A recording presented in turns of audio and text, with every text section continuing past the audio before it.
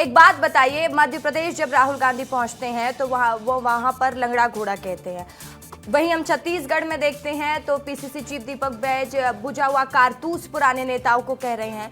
तो क्या कांग्रेस पार्टी में वरिष्ठ नेताओं के लिए जगह है कि नहीं है, ये भी एक चीज साफ कर दीजिए ना, क्योंकि कांग्रेस अब कह रही है कि अब हम लोग नई पीढ़ी वाली कांग्रेस बनाने जा रहे हैं। देखिए, ये प्रश्न तो आपको बीजेपी से भी करना चाहिए कि जिसमें मुरली मनोहर जोशी जी हों चाहे अडवाणी जी हों, जिनको ये लोग रिटायर्ड हर घोड़े की संज्ञा देते हैं, तो ये उनका सम्मान करते हैं या नहीं करते हैं? उनको किसी पद पे बुलाते नहीं बुला। मैं आपकी बात पे भी आ रहा हूँ, ऐसा कोई संज्ञा बीजेपी ने उनको नहीं दिया। देखिए, मैं आपकी यही तो दिक्कत है शुक्ला जी कि चलिए बीजेपी में अगर अंदरूनी कला रहती भी है तो वो नहीं दिखती, लेकिन कांग्रेस पार्टी में अगर उजागर हो रही तो सवाल पूछे जाएंगे। मैं बीजेपी से भी पूछूंगी, मैं बीजेपी से भी सवाल पूछूंगी, लेकिन अभी आप जवाब दीजिए। मैं भी बीच में बोलूंगा। आपने कहा राहुल जी ने अपने कार्यकर्ताओं को घोड़ों की संज्ञा दी।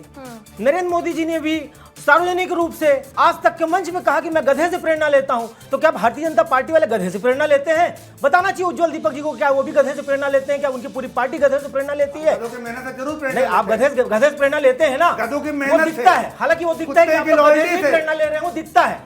पूरी पार्टी के कामकाज से दिखता है कि आप लोग किससे प्रेरणा लेते हैं। बहुत मेहनती है हम लोग, बहुत दिखता है। मैं तो कह रहा हूं आप गधे से प्रेरणा लेते हो, दिखता है, पूरी पार्टी में दिखता है। आपकी बात छोड़िए, अब बात रही कि हमारी पार्टी में किसने किसको क्या कहा।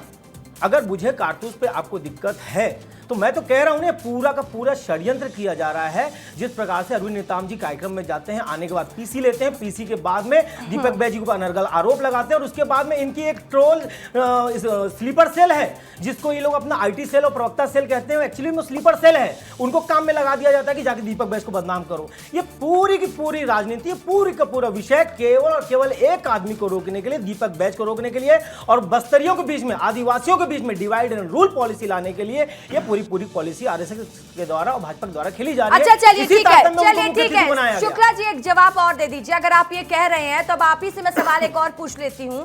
जब पीसीसी चीफ दीपक बैज ने कहा है, अरविंद नेताम ने वो चैलेंज एक्सेप्ट किया है कि अगर कांग्रेस पार्टी के पास कोई ऐसी वैचारिक संगठन है या कोई वैकल्पिक व्यवस्था है जो धर्मांतरण रोकने के लिए कारगर होगी तो मैं उसके तरफ भी चला जाऊंगा, तो क्या कांग्रेस पार्टी के पास है कोई प्लानिंग? वो तो इधर आने को भी तैयार है कि अगर जो धर्मांतरण को रोकेगा, अगर कांग्रेस पार्टी भी ये बात करेगी तो मैं तैयार हूं, इस चैलेंज को एक्सेप्ट करता हूं। आपकी वरिष्ठ है ना। कांग्रेस पार्टी ने कभी भी धर्मांतरण को जो अनलॉफुल था उसको कभी भी बढ़ावा नहीं दिया। आपको एक जानकारी डाल दूं, पिछले बार भूपेश बघेल जी की सरकार में, कांग्रेस की सरकार में एक भी मामला धर्मांतरण का सामने नहीं आया। लेकिन यह धर्मांतरण हमें, आप देखिए दिलीप सिंह जूदेव कहां से निकले थे, जशपुर से निकले थे, किस समय निकले थे? रमन सिंह जी की सरकार में निकले थे। लोगों को पांव धोकर, लोगों को पांव धोकर के जब वो धर्म वापसी करा रहे थे, मतलब 15 साल में रमन सिंह जी का कार्यकाल में कितने धर्मांतरण हुए? शुक्ला जी ये बताइए ना, है कोई संगठन? ठीक है दीपक उज्ज्वल जी, आपसे जवाब चाहूंगी। चलिए, सबसे ज्यादा अगर चर्च बने हैं, अवैध चर्च बने हैं, तो क्या कांग्रेस पार्टी में, क्या फिर कांग्रेस की सरकार आई, कांग्रेस ने काम किया धर्मांतरण के लिए? कांग्रेस को भी मौका मिला, बीजेपी ने नहीं किया तो कांग्रेस ने भी नहीं किया। और अभी बीजेपी की सरकार है ना। दीपक उज्ज्वल जी से जवाब ले लेती हूँ। उज्ज्वल जी आप बताइए, आपकी अभी मौजूदा सरकार है, धर्मांतरण हमेशा राजनीति का ही विषय रहेगा क्या कोई वैकल्पिक व्यवस्था है? देखिए, सबसे पहले बात तो सरासर झूठी बात कर रहे हैं कांग्रेस के प्रवक्ता। बस्तर के एसपी की चिट्ठी वायरल हुई थी, व्यापक पैमाने पर धर्मांतर, सरकारी चिट्ठी थी, नोटशीट थी। उस नोटशीट के आने के बाद पूरे प्रदेश में हल्ला मचा और बाद में उस एसपी का ट्रांसफर कर दिया गया था। आप सबको ये बात मालूम है। तो ये बात सरासर झूठ है कि एक भी नामांतरण नहीं होता था। ठीक है, कांग्रेस, आप देखिए इसके आपको बैकग्राउंड में अगर आप जाएंगी, जब से सोनिया गांधी जी का उदय हुआ कांग्रेस पार्टी में, उसके बाद उनके पुत्र राहुल गांधी का कहाँ से है कनेक्शन? इटली से। इटली में क्या है? चर्च है, सबसे बड़ा चर्च है। वेटिकन सिटी दुनिया का सबसे छोटी कंट्री है वो। यहाँ पर पॉपुलेशन 1 से 2,000 लोगों की है, पर पूरे वर्ल्ड के क्रिश्चियन मिशन वहाँ से कंट्रोल। लेकिन अभी केंद्र में सरकार भी बीजेपी की है, प्रदेश में भी बीजेपी की सरकार है। सवाल उठता बीजेपी का क्या स्टैंड है, ये बता दीजिए। बीजेपी क्या कैसे रोकेगी? हमारे संकल्प पत्र में धर्मांतरण कानून बनाने पे हमने कमिटमेंट किया हुआ है, और मैं आमंत्रित करना चाहूंगा कांग्रेस के प्रवक्ता को कि जिस दिन वो विधेयक विधानसभा में आएगा, क्या कांग्रेस उस बिल का समर्थन करेगी और धर्मांतरण कानून लाने दिया जाएगा छत्तीसगढ़ में? ये मैं उनसे वादा चाहता हूं। दूसरा, ये बात कर रहे थे जानवरों की, मैं आपको बताना चाहता हूं, हम गधों की लगनशील और मेहनत से प्रेरणा लेते हैं, हम कुत्तों के लॉयल्टी से प्रेरणा लेते हैं, हम सांप के लचीलेपन से प्रेरणा लेते हैं, हम शेर की शौर्यता से भी प्रेरणा लेते हैं। लेकिन किसी भी पशु को दिव्यांग लंगड़ा कह के बुझा हुआ कारतूस अपने कार्यकर्ताओं को ना कभी बोलते हैं, ना कभी बोलेंगे, ना किसी दूसरे पार्टी के लोगों को ऐसा बोलेंगे। इतना सम्मान राजनीति में हम एक दूसरे का रखते हैं।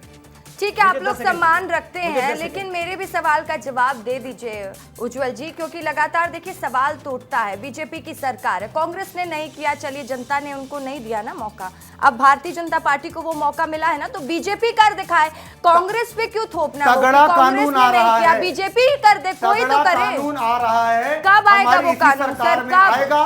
और हम यहीं पर बैठ के डिबेट करेंगे। ठीक है, जवाब दीजिए शुक्ला जी, पूछिए, बोलिए।